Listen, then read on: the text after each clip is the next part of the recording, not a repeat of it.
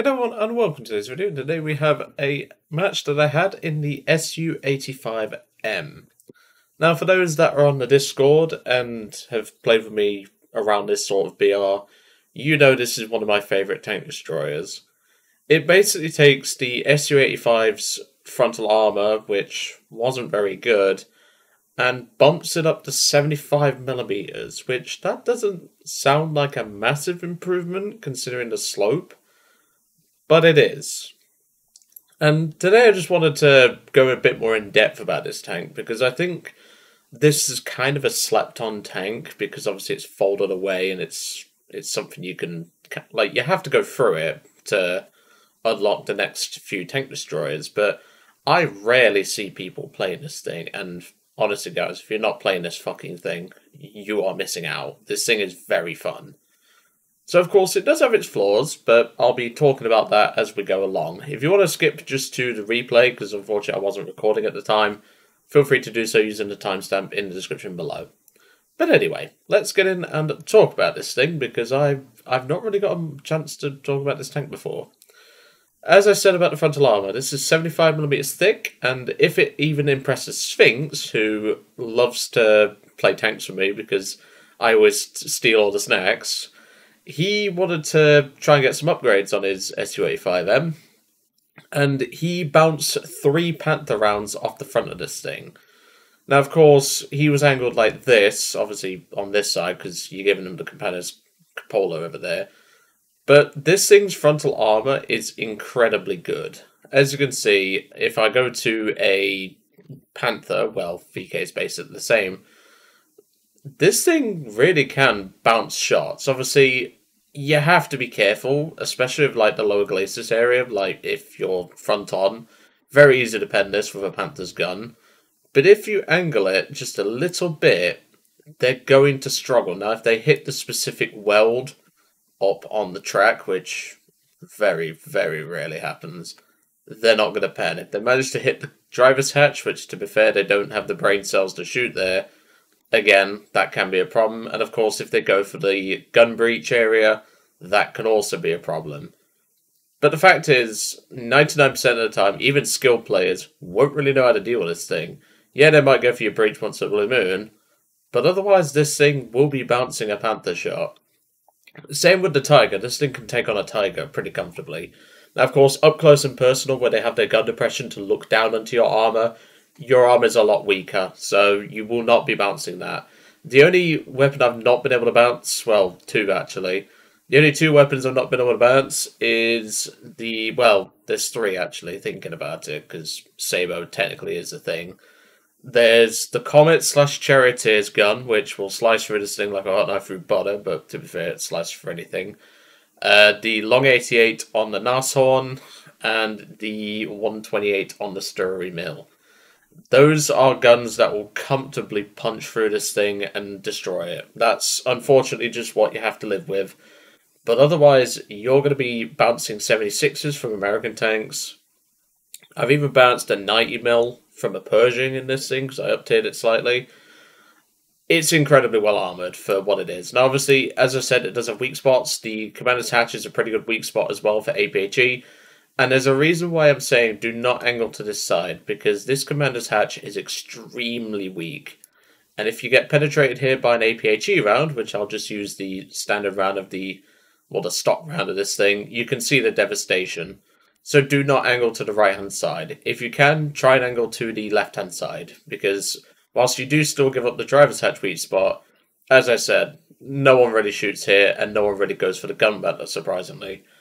This thing is incredibly fun, and make sure to wiggle as well, if you can. And if you've also got bushes, put it over the gun breech area and the driver's hatch area, just to really solidify this thing's armour. But of course, as I said, the frontal armour does obviously reduce the mobility a little bit, but it's still a T-34 chassis at the end of the day. It's very quick, and it's still got great shells. So what more can I say, really? And like I said, Sphinx, who's one of the older guys on the Discord, he was looking for a vehicle, well, a lineup really, that would be consistent for doing the first Battle Pass challenge. And I said to him, well, I'm doing Russia 5.0 at the minute, which is the lineup you have down there. do you want to tag along? Obviously, not everyone has the Tismar, so ignore that. But this is the lineup I assembled. I even took along the BTR, which I'm currently spading. I'm actually quite enjoying this thing, I must say. Definitely an improvement over the regular BTR.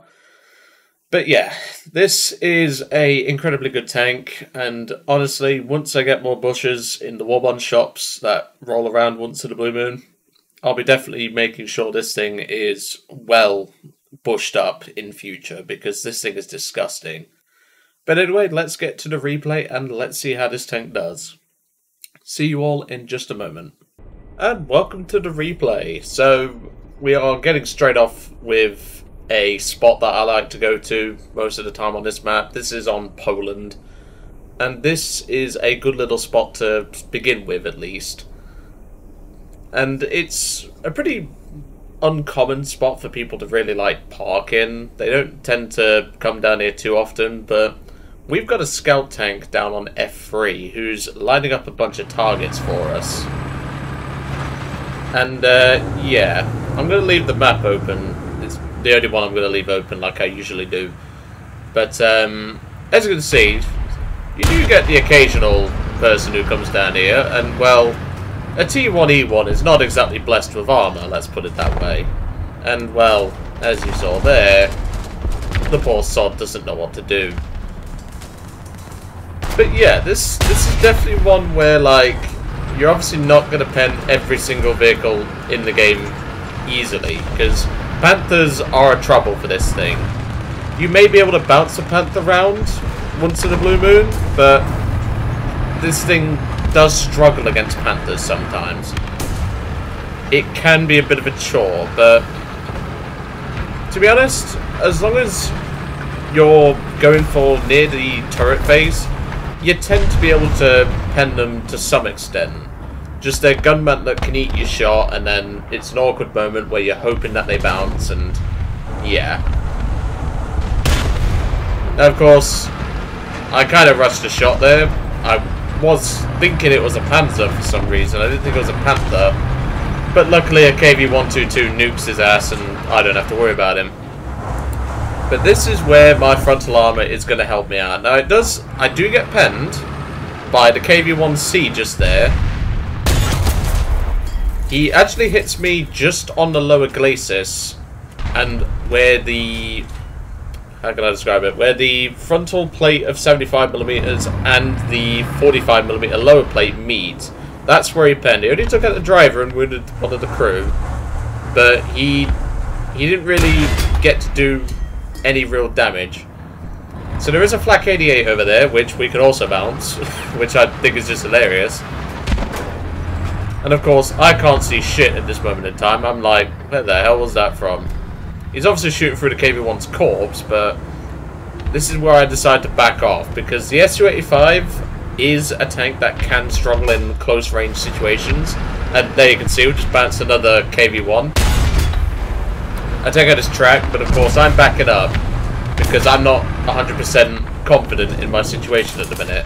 I bounce another round, shove one right down pretty much the gun breach area of the KV-1, set it on fire, take out the breach, and then I thought about going for the turret, but I thought, well, I can go straight for his front armor, so I don't really care. The Sherman that actually shot my front also died, so that was pretty convenient. And this is where I'm going to make a pretty valid stand of A. So of course, with me being a casemate, I still have to consider, obviously, threats from all angles. But of course, with that flak 88 causing terror, whilst I can bounce an 88 off the front, I'm not going to chance it on the side. So I line up his ammo rack, and boom goes the dynamite. Kill number 4. Of course, we did get an assist for the Sherman, because, well, sorry, the Panther earlier. So that was always nice. But one thing I'd like to point out, you'll notice my team composition if you look down here in the bottom right. That's why I wanted to leave this map open. So you'll see down here, my team is doing a pretty good job of holding B. They're pushing the middle. But for the most part, I'm pretty much on my own over here, which is going to be a challenge for this tank destroyer. But as I said, the frontal armor is going to look after me. this thing is just disgustingly good. And this is where I get a very lucky shot. Now, the chance of pulling that off with a snapshot is extremely low. But I must admit, because it's a VK and I think the thing's undertiered, it should be 5.3 at the bare minimum because of its mobility. Yeah, this was a very satisfying shot, to say the least. Lucky, but satisfying, because I don't like VKs. I enjoyed playing the thing, but that was only because it was stupid at the fact that I can race to positions almost as fast as some of the freaking lights. Like, seriously, Panther gun on that mobile of a chassis at 5.0. You will always meet VKs in this thing, and they will not be fun. Let's put it that way. Because the 85 will struggle at dealing with VK frontally. You can obviously go for things like the gun area, which is weaker than the normal Panther, but it's still something to consider. So this is where I'm obviously hearing a big lumbering German tank, and it's the only thing it can be, which is a Tiger. And I'm thinking, where is this Tiger? So I thought, if he's going to try and squeeze his ass through that little tunnel, I want to make sure I'm punching through the front armour quite comfortably. And also, if he comes down this road, I also want to make sure that he comes outside on, doesn't spot me, and he eats an 85 right to the side. Now, of course, this is during the time of the Battle Pass challenge, which I've still not finished. I'm about 5 off. I did about 5 hours of grafting, and also trying to get footage for other things, but this was really the only thing I got footage of, which was the SU-85, and I'm kind of happy because I get to talk about this thing. But this is where the Tiger makes his position known. Now, obviously, the Tiger's got about an 8 to 9 second reload on a good crew. And he's already fired, so this is where he starts to panic. And, well, he had the optimal angle, but then he just decided, I'll just give you the best angle to pen my front armour. I don't know why. Churchill, just for some reason, was sitting on his butt. I don't know what he was doing, but, well, this thing loves feasting on Churchills, unless they're Mark 7s, in which case, you're going to struggle. There's very few things that you'll struggle to really kill. Like, Panthers from the front, Tigers can be a bit of a chore sometimes. And, yeah.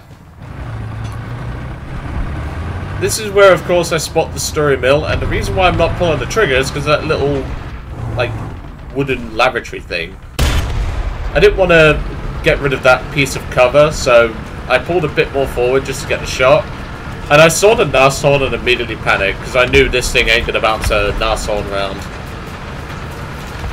I know it's going to trigger some German people saying Nashorn, etc. But, well, I have a resident German as a moderator in my Discord server, so yeah, I kind of have to do things to kind of annoy him.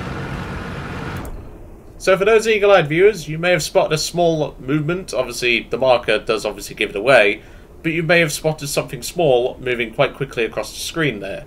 That is a duster, and these things are annoying, to say the least.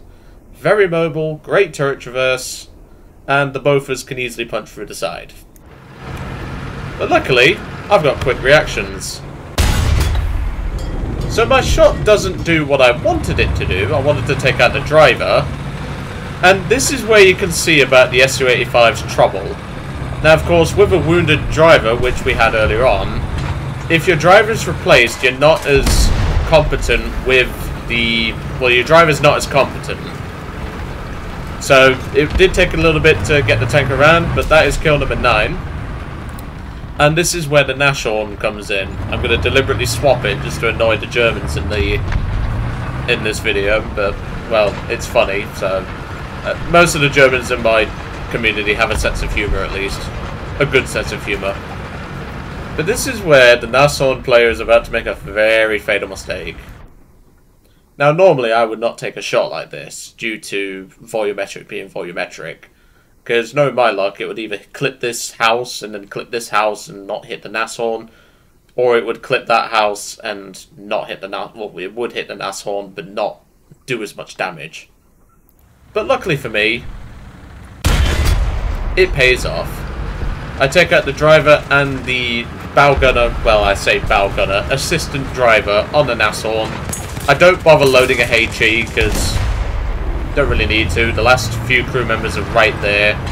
I'll just shoot where the loader and the gunner sits. Job done. Then for some reason an M4A1 is just role-playing as an SPAA. I wouldn't do that if I was you. But that's my last kill for the match. And that really just goes to show that a single SU-85 can cause such trouble for the enemy team. What more can I say? And at this moment, obviously, like, during the match, I've just been enjoying my McFlurry, which I had delivered, because essentially I couldn't be asked to, well, I couldn't be asked to go downstairs and get anything, so I thought, I'll just have a McFlurry, just order one in. Like, obviously I didn't just order that, but you get my point. And at this moment, I'm just stopping the tank and I'm just enjoying it. Obviously still keeping an eye out with one hand and everything, and occasionally moving and all that. But at this moment, I'm just enjoying some ice cream because I know this team's got it in the bag because of my efforts. The fact is, this tank pretty much normally has good teams. It fights the Germans a lot, and it's quite comfortable, really. And from this point on, the IL-8, which you see over there, is just going to cast the enemy team to death. The 335 that you saw spawning in up there, he's not going to really contribute anything. And I just get to sit here and enjoy my ice cream. That's how comfortable this thing can be to play. Obviously, as you saw with the KV-1, or the KW-1 I should say, the frontal armour isn't always going to save you. But the fact is, the armour will look after you a lot of the time. Seriously, if you have not played this thing, give it a go. This thing will look after you. But anyway, I'm going to leave it all to it for today. Really hope you enjoyed seeing the SU-85M featured, and I'll see you all on the next one.